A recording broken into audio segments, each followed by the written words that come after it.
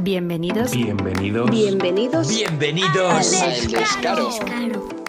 Te invito a que dejes fuera tus prejuicios Y te diviertas escuchando lo diferente. Lo diferente. Con Lorena Monteagudo y usted. Descarados, ¿cómo estáis? Hoy volvemos a dejar fuera nuestros prejuicios con la salud mental y lo hacemos con la descarada de esta semana, que podría decir que tuvo depresión. Pero tras leerme su libro, Los días iguales, diré lo que ella dice. La depresión no es algo que se tiene, es algo que eres, algo en lo que te conviertes. Ana Rivera, o también conocida como Molinos, fue depresión casi 2 años, aunque los momentos más duros fueron durante el otoño de 2014. Hablar con ella hoy de la depresión y lo que vivió durante esos momentos es abrirnos ante aquello que decimos sin pensar y que puede molestar a quien está viviéndolo. A conocer qué es realmente la depresión y a dejar de decir que estoy deprimida, o cómo esta enfermedad mental puede llegar a nosotros sin previo aviso y no saber cuánto durará, o si una vez pasada, volverá. Buenas, Ana, ¿qué tal? Encantada de que formes parte del Descaro. Muchas gracias a ti por invitarme. Estoy encantada de estar aquí. ¿Cómo alguien como tú puede tener depresión? Que te digan esa frase ya dice mucho de la educación emocional de una persona y de lo poco que conocemos la depresión. Sí, bueno, es que el principal problema de la depresión es que no sabemos lo que es una depresión. Entonces, todos creemos que para tener una depresión hay que ser un determinado tipo de persona, yo qué sé, alguien triste o solitario o con problemas para relacionarse o que tenga pocos amigos o cosas así, o que le haya pasado algo, algún tipo de desgracia, problema económico, paro, separación, luto, lo que sea, y entonces eso, si eres de un determinado tipo de persona o te ha pasado algo, tienes una depresión. Porque no sabemos, porque no queremos saber, que la depresión es una enfermedad que le puede pasar a cualquiera. Da igual cómo sea tu vida, da igual que tengas trabajo, pareja, dinero, buenas condiciones materiales, da igual, o sea, puedes tener una depresión igual. Entonces, cuando alguien te dice, ¿cómo alguien como tú puede tener una depresión? Por un lado es incredulidad y por otro es decirte, no tienes derecho a estar así, que es una cosa que nos pasa a los enfermos. O sea, yo decía, yo no puedo estar deprimida, o sea, yo no puedo tener una depresión porque yo tengo trabajo, tengo familia, tengo amigos, no sé qué, yo no puedo. O sea, no tengo permiso para tener esta enfermedad, que es una cosa que le pasa a mucha gente. Yo no negaré que muchas veces he dicho estoy depre, esto es deprimente y muchas palabras más así. Y ese abuso de la palabra depresión es posible que hayamos hecho que asociemos depresión con tristeza, cuando realmente es mucho más complejo y tiene mucho más matices.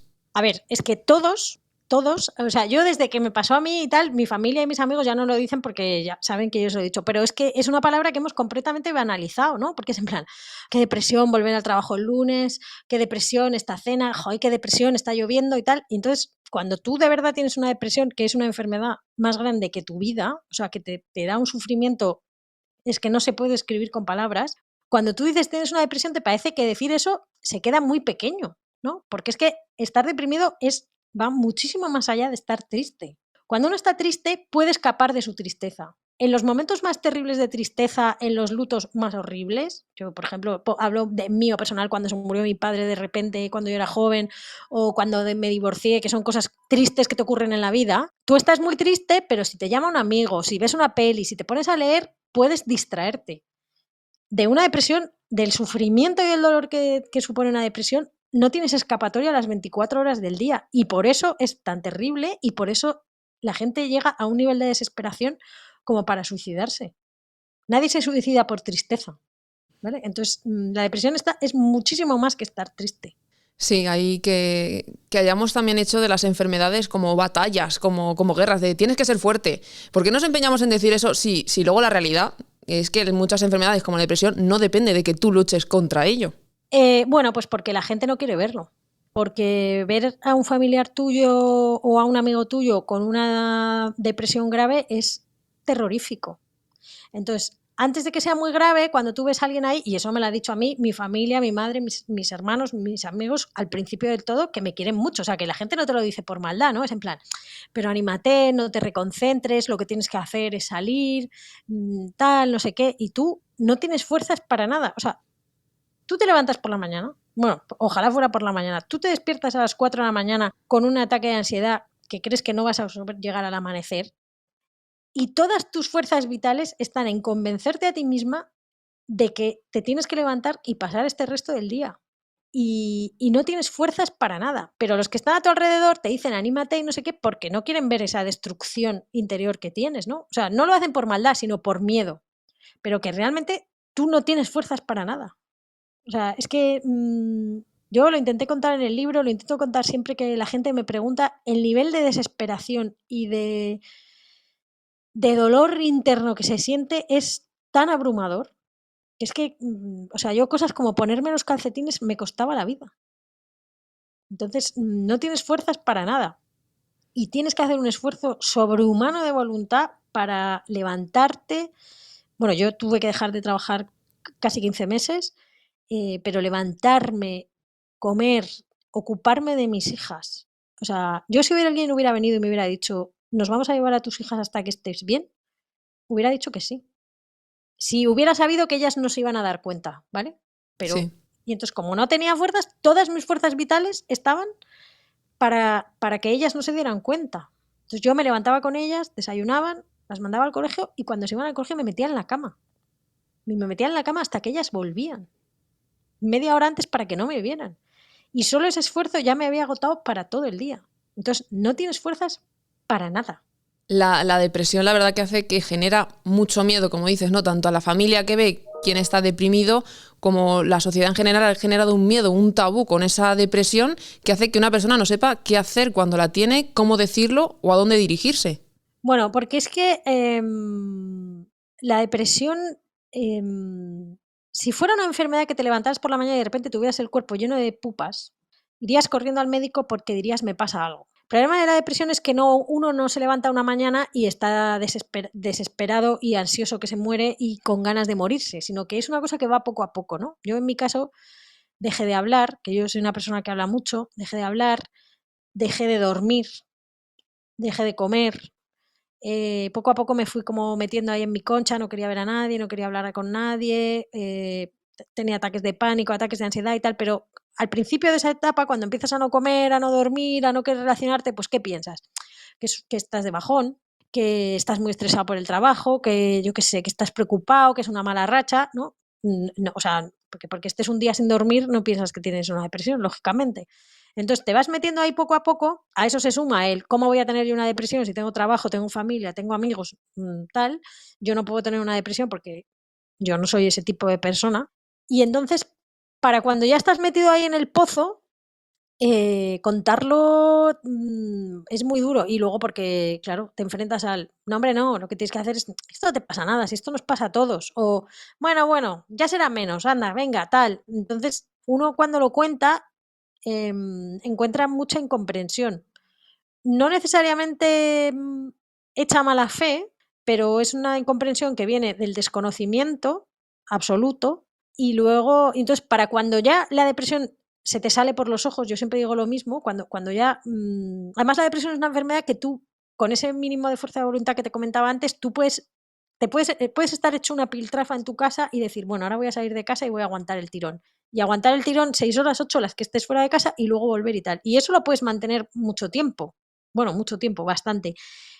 Si no haces nada, en algún momento llegará un punto en que tampoco podrás sostener eso, ¿no? Cuando llegas a ese punto, tu destrucción interior es tal y tu sufrimiento es tal que los que están a tu alrededor se aterrorizan. Porque además la depresión es otra cosa, que tú empiezas, cuando por fin te decides a ir al médico y empiezas a tomar pastillas, que nadie quiere tomar pastillas, y tu familia, como en mi caso, te lleva de las orejas a terapia, ahí es el principio del proceso. O sea, te queda muchísimo camino para recorrer. Y a ti se te hace largo, pero a los que te quieren se les hace muy largo también. Como dices, se te hace un mundo, ¿no? Ir en mayo de 2014, como comentas, que es la primera vez que ya dices necesito ayuda, ya no puedo más. Y ahí decides, vale, voy al médico. Siempre asociado, no sé si esto será una creencia mía, de que la depresión, como otras enfermedades mentales, se solucionan solamente con las pastillas. Y el libro me ha demostrado que no, que la terapia es muy importante. A ver, las pastillas ayudan mucho, ¿vale? O sea, esto hay mucha idea de que, las pastillas de antidepresivos te dejan hecho una piltrafa y no sé qué.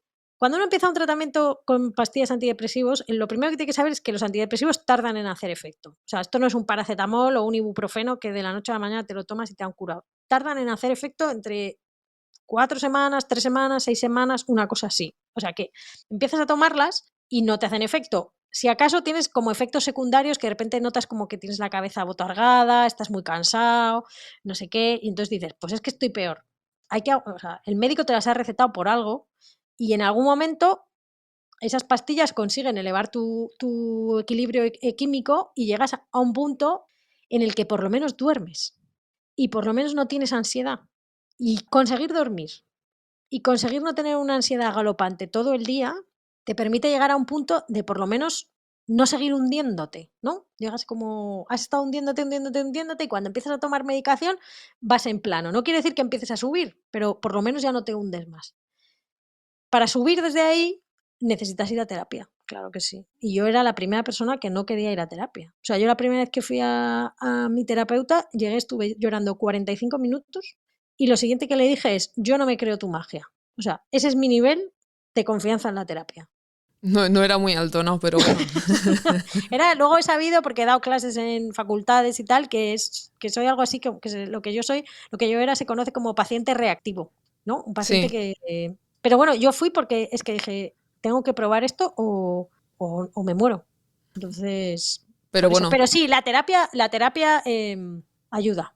No solo son las pastillas, que tienen su parte positiva, claro, que es para lo que decías, que te quitas ansiedad y poder dormir y no estar tan sí, mal. Las pastillas te sirven para llegar a un equilibrio químico que es el que en cierta manera es el que te ha producido la enfermedad y las necesitas. O sea, también te digo que ir solo a terapia y no tomar pastillas, yo creo que tampoco funciona en una depresión grave, ¿eh?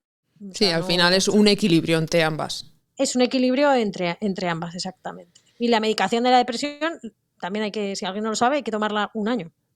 6 meses en un primer brote como poco y 1 año si es un segundo brote. Y durante 1 año no puedes dejarlas, o sea, no se pueden dejar. Entonces, y al principio, como he dicho antes, se pasa un poco mal porque no son efectos secundarios, pero te están afectando y tú te notas algo raro. Pero bueno, son 2 semanas y luego ya llegas a un estado en que por lo menos te acuestas y te duermes, tienes una ansiedad controlada, estás mejor, aunque tú no lo veas todavía, estás mejor.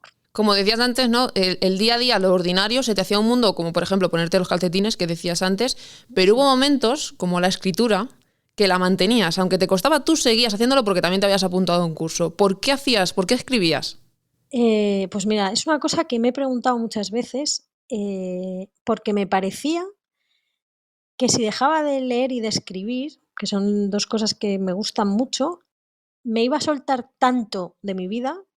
Ya me había soltado, había dejado de trabajar, no hablaba con nadie, no veía a mis amigos, no contestaba mensajes, no hablaba por teléfono, no salía de casa más que por obligación, que si me desconectaba de esas 2 cosas, ya no iba a poder volver a mi vida nunca más. ¿Te generaba como miedo? Sí, o sea, dije, es que si dejo esto ya, o sea, si lo dejo ir, si dejo de leer y dejo de escribir, me voy a...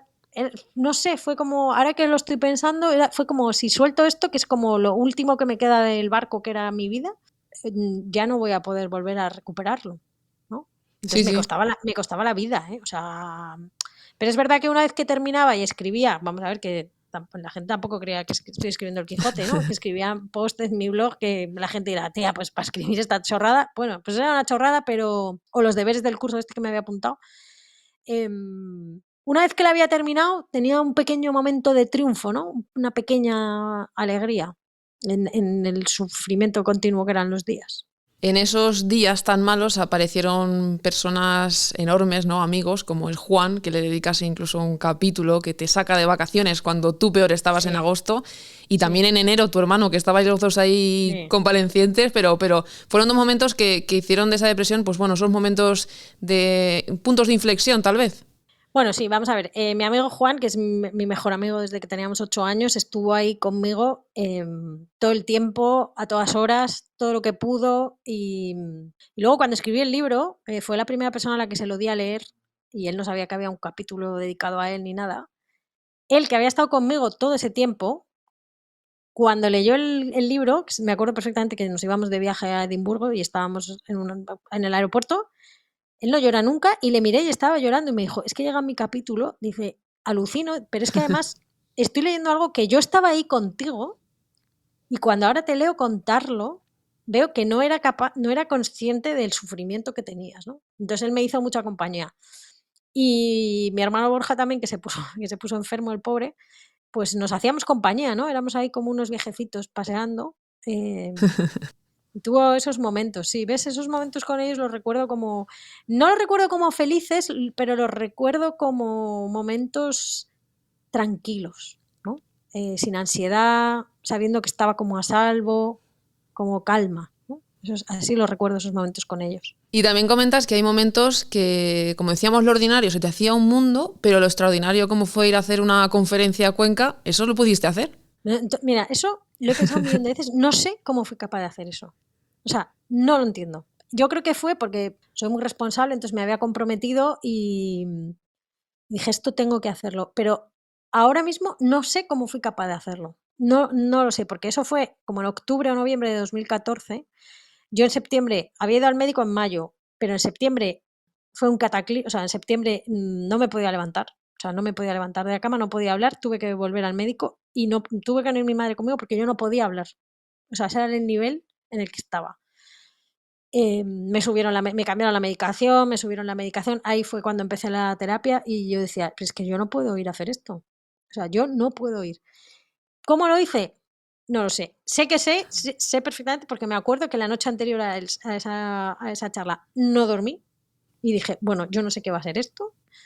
Y al día siguiente, según acabó la charla, nos metimos en el coche, que me acompañó mi amigo Juan, y en el coche iba temblando de ansiedad y de no puedo más con mi vida. O sea, fue un esfuerzo sobrehumano. Pero tú ves la charla que está colgada en YouTube y no te das cuenta. Por eso te digo que tú ves esa charla y dices, esta tía no tenía ni depresión ni nada. Y estaba, o sea, sin dormir, sin comer, al borde del ataque. O sea, no sé cómo lo hice, pero lo hice. Lo hiciste, así que ahí estaba lo extraordinario que comentábamos y bueno, ya luego no quiero destripar más el libro porque a este paso me voy a destripar todo el libro y tampoco es el plan, así que vamos al final me curo. Sí, vamos ahí. ¿Qué comienzas a percibir en ti que ves que poco a poco ya sales, vas saliendo? Fue en la Semana Santa de 2015 que comentabas. A ver, empiezas a dormir más, ¿no? Entonces empiezas a dormir un poco. Cuando digo empiezas a dormir más, digo que empiezas a dormir a lo mejor 5 horas del tirón. Que en una época normal de tu vida, o sea, te echas a llorar de la pena, pero cuando has sufrido un insomnio galopante de dormir 2 horas, pues 5 horas te parece, yo qué sé, que eres la bella durmiente. Entonces empiezas a dormir más y empiezas como a tener, yo me lo notaba como que tenía menos miedo. Y luego me lo notaba en la postura corporal, ¿no? La gente no lo sabe, pero la depresión es agotadora físicamente. Porque tienes tanto miedo que estás todo el día agarrotado. Porque estás todo el día a la defensiva. Entonces tienes el cuerpo agarrotado y estás agotado físicamente. Entonces yo empecé a notarme como que iba más erguida, como que me encontraba un poquito más fuerte físicamente. Me fui a la montaña con mis hijas y mi hermano y me apetecía, venga, vamos a salir a un paseo, vamos a ir a montar en bici. De repente me descubrí a mí misma que llevaba 2 horas, yo qué sé, hablando con mis hijas de algo, dando un paseo y no había pensado en la depresión ni en nada, ¿no? Aún así no te lo crees. O sea, yo era en plan, bueno, sí, ahora estoy un poco mejor, pero lo mismo la semana que viene me pega otro viaje y estoy otra vez hecha una mierda. No me lo voy a creer. Entonces vas poco a poco, dando pasitos y encadenando, pues, un día bueno, 2 días bueno, 3 días buenos, luego hay uno de bajón, luego... Entonces vas ahí poco a poco hasta que ibas durmiendo más, pero es una cosa súper progresiva, ¿eh? O sea, que yo, por ejemplo, desde que me empecé a encontrar un poco mejor o empecé a sentir, o menos mal, que debió ser en la Semana Santa de 2015, yo me sentí, que lo cuento en el libro, plenamente curada en septiembre, ¿vale? O sea, que son 6 meses Sí. en los que vas ahí sintiéndote mejor, poco a poco, y no te lo quieres creer, está claro. Sí, al final es un tiempo, pero claro, es como toda la depresión. Tú empiezas a percibir la depresión en mayo del 2014, exacto, pero venía de antes. Exacto, o sea, tú entras en la depresión despacio y sales despacio. Sí, claro, no va a ser un día me levanto y ya soy maravillosa y no pasa nada. Y sales despacio, exacto. Vamos a ver, la depresión es una enfermedad en la que hay que tener mucha paciencia. Es aterrador. ¿De verdad crees que nunca te vas a curar? O sea, ¿crees que nunca vas a ser la persona que eras antes? Es más, se te olvida la persona que eras antes y estás convencido de que vas a seguir así toda tu vida. Que yo lo digo ahora, estoy bien y tal y no sé qué, y me parece absurdo haber creído eso, pero yo estaba convencida que el resto de mi vida iba a ser así. ¿Y Ana, entonces, llegas a pensar que puede volver algún día? Bueno, a mí de hecho tuve el año pasado un brote, o sea que sí. Lo que pasa es que esta vez, o sea, esta vez no esperé 6 meses. Esta vez empecé a ver que tenía mucha ansiedad, que no dormía, que no comía, que tal, que estaba fuera de mí, de la ansiedad y de tal. Y entonces llamé a mi médico, llamé a mi terapeuta, fui a los dos, hablaron entre ellos y me dijeron, vamos a volver a empezar. Y entonces pues he estado otro año con medicación, he terminado hace un mes. Es verdad que ha sido diferente, ¿vale? No, Sí. porque, bueno, pues porque ahora lo percibo antes pero probablemente si no lo hubiera percibido y hubiera seguido, hubiera vuelto a eso. Sí, que Pero eso... ahora ya no me da vergüenza. No me da vergüenza como al principio, porque a mí ya ahora no me da vergüenza y lo cuento siempre. Y Hombre, has escrito un libro. he escrito un libro, pero claro, tú, por ejemplo, tú que me has conocido, Sí. ahora tú has leído el libro, pero tú me has conocido sin saber quién era yo, sin saber que había tenido una depresión, y yo te lo cuento y me pasa con mucho y la gente me dice, pero ¿cómo vas a haber tenido tú una depresión? Porque me ves así, ¿no? Sí. Entonces, yo ahora sí digo, sí, claro que sí, tuve una depresión y casi me muero. Entonces, a mí ahora no me da vergüenza contarlo y lo cuento todas las... Me llamas tú, me llaman de donde sea, lo cuento siempre. Porque yo de la depresión no aprendí nada, o sea, este rollo de, no, has pasado por una experiencia, no, leche, yo no aprendí nada, pero de contarlo he aprendido un mogollón. Mogollón porque, y además creo que he animado a mucha gente a hablar de ello sin que le dé vergüenza. Al hablarlo tal vez reflexionas, ¿no? Ves con perspectiva cómo vivías. Sí, claro, o sea, para mí escribir el libro fue un... Yo no quería escribir ese libro, ¿sabes? Me llamó mi editor que me conoce y me dijo, oye, no he pensado... Y le dije, ni de coña. O sea, le dije, olvídate, yo esto no lo voy a hacer, qué tal, que no sé qué. Y pues luego, bueno, ese mismo día ahí en el coche iba pensando y se me ocurrió, bueno, pues lo voy a hacer así y tal. Llegué a casa, escribí como 15 páginas y se las mandé. Y me dijo, vale, perfecto, sigue así. Y me puse a escribirlo, luego, hubiera dado de leches a mi yo del pasado que decidió decir que sí al libro porque fue un esfuerzo sobrehumano, volver sobre todo eso, volver a escribirlo, lo escribí a mano en unos cuadernos que tengo guardados. Pero luego cuando terminé, me di cuenta que había sido no casi más terapia que ir a terapia, perdón, no quiero decir eso, pero que había sido también parte de la terapia, ¿no? Escribirlo para que no se me olvidara. A lo mejor yo ahora mismo en mi día a día no me acuerdo. No sé si es porque lo he escrito o porque lo he borrado, pero es verdad que volver sobre mis palabras en el libro, que es una cosa que no hago mucho porque es terrible, me doy cuenta de que supe describirlo, ¿no? Y me lo dice mucha gente. Me dice, es que yo creí que sabías lo que era una depresión y cuando te he leído me he dado cuenta que no tenía ni idea. Corroboro esa frase que dices. Sí, o sea, pero me ha pasado yendo a dar charlas a alumnos de psicología en la universidad, alumnos de tercero, y se me han puesto a llorar. Porque me dicen, es que yo estoy en tercero y yo creía que si un paciente venía con depresión yo iba a saber qué le pasaba y hasta que no te he leído me he dado cuenta que no tenía ni idea. Entonces, hacer eso, de eso sí que he aprendido, ¿no? De que hay que contarlo para que la gente lo entienda, para que el que me escribe mucha gente que a lo mejor tiene su pareja, su hijo, su madre, su tío, su mejor amigo... está metido en una depresión y ellos no saben cómo ayudarles, no saben, y entonces leen el libro y me dicen, es que ahora sé lo que está pasando, ¿no? O sea, no sé muy bien cómo ayudarle, pero por lo menos de hablarlo, que yo haya hablado sirva para que la gente lo entienda mejor, pues mira. De eso mismo te quería preguntar, ¿qué aconsejarías a familiares, amigos que estabas diciendo que dijéramos o que hiciéramos si tuviéramos algún familiar o amigo con depresión? Pues mira, primero aceptar que lo que le está pasando es real. Que no se lo está inventando, que no está exagerando, que de lo que te cuente, que lo que verbaliza está muy lejos de poder poner en palabras el sufrimiento que tiene dentro. Tratar de convencerles de que vayan al médico y a terapia. O sea, yo entiendo que esto es complicado, la gente no quiere ir al médico, le da vergüenza, pero es fundamental. No convencerles, pero venga, yo te acompaño, no pierdes nada, vamos a intentarlo, venga, vamos, hables con el médico te va a ayudar. Ese tipo de acompañamiento, incluso acompañarles físicamente, si hace falta al médico. Y luego que sepan que estás, ¿no? Que sepan que estás para ellos, pero vamos a ver, que esto es muy fácil de decirlo, pero los enfermos de depresión somos gente muy desagradable. Te conviertes en una persona muy desagradable.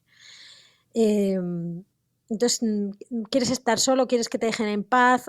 Por otro lado, los enfermos de depresión nos convertimos en unas víctimas porque la depresión te posee por completo, es lo que yo digo, que es tu depresión. Entonces la gente viene a hablar contigo y lo que te sale es que tú no tienes ni idea de cómo estoy de mal. Porque si tú supieras cómo estoy de mal, porque además todos los que hemos tenido depresión creemos que nuestra depresión está entre No es la más horrible del mundo, pero entre las 10 primeras seguro que está, ¿no? Entonces tú estás ahí convertido en una víctima y puedes ser agresivo, o sea, agresivo me refiero verbalmente, ¿sabes? Sí. Puede ser desagradable y para el que está contigo es complicado. Es complicado. Y más si no te dejas ayudar. Si no quieres ir al médico, no quieres ir a terapia y tal, sostener a alguien así es muy complicado y muy desgastante. Entonces, paciencia, espacio y acompañamiento. Pues nos apuntamos esas 3 últimas cosas que ha dicho y vamos con la pregunta del descaro. En este caso es complicado relacionarlo con la depresión, pero ahora tú nos dirás con qué lo vas a relacionar. La pregunta del descaro es que nos cuentes una anécdota, que sea o un éxito o un patinazo. El éxito siempre se ha entendido como todo nos va bien, nos ponemos la medallita y todo está genial. Y el patinazo, pues bueno, todo se empieza a torcer, fracasamos, pero bueno, aprendemos una lección. En tu caso, ¿qué nos vas a contar, Ana? ¿Relacionado con la depresión? O con algo profesional, como tú veas. Es que ya sé que es complicado con la depresión. Pues mira, te voy a contar sobre la depresión. Cuando es una especie de fracaso que al final salió bien, que creo que va entre las 2 cosas que me has pedido, pero se me acaba de ocurrir. En septiembre de 2014, cuando toqué fondo totalmente tal, mi familia vino y me dijo, Ana, esto no puede ser, me llevaron al médico, hablé con el médico, pero me dijeron, tienes que ir a terapia, y yo que no, y tal. Entonces mi madre vino y me dijo, te busca un terapeuta, toma, este es su teléfono, ¿no? Y me dio su teléfono en un papelito. No me mandó un WhatsApp ni nada de eso, me dio un papelito, ¿no? Y yo dije, bueno, ya veré. Entonces dejé el papelito encima de una mesa en mi casa que pasan 80.000 personas. Y lo dejé ahí y no lo toqué ni hice nada. Y al cabo de 2 días, yo pensé, ese papelito alguien lo habrá tirado. Y el papelito estaba ahí. Entonces dije, bueno, estoy tan mal que ya no pierdo nada, voy a llamar, ¿no? Pero yo llamé queriendo que no me lo cogieran. Entonces llamé, me acuerdo perfectamente dónde estaba sentada, cómo entraba la luz por la ventana, todo. Llamé y no me cogieron el teléfono. Y dejé un mensaje. Y pensé, ya nadie escucha los mensajes. Entonces yo con esto ya he cumplido. He llamado, he dejado un mensaje que nadie va a escuchar y no me van a devolver la llamada. Y cuando alguien me pregunte, ¿has llamado a terapia? Yo diré, sí, pero nadie me hizo caso. Y entonces seré más víctima. O sea, este es el pensamiento retorcido que tienes. Pero resultó que esos mensajes sí los escuchaban. Y entonces me llamó la terapeuta. Le dije que no quería ir, me dijo que tenía que ir y acabé yendo y mira, y me sirvió para curarme. Y ahora, pues estamos en 2021, pues mira, todavía sigo yendo. O sea que no he ido continuado 7 años. Sí. Pero bueno, así que fue una cosa que, por un lado, o sea, no fue un éxito, yo quería que no me cogiera nadie el teléfono, o sea, que fracasé en mi intento de que nadie, fracasé en mi retorcido pensamiento, pero acabó convirtiéndose en algo que me salvó la vida. Sí, que acabaste ganando. Acabé ganando, no sé si te ha servido. Me ha servido perfectamente, me ha servido. Ha sido más profundo que ninguna otra respuesta a esta pregunta. Es que hablando de depresión no se me ocurría otra cosa, ¿no? No, va perfecto. Y Ana, una última pregunta. ¿Es necesaria la educación emocional en los colegios y en los institutos? Bueno, sí, en los colegios y en los institutos como en todos lados, pero es fundamental que la gente hable de lo que le pasa y que deje de ser un estigma y que dejemos de juzgar a los demás por cosas que no tenemos ni idea.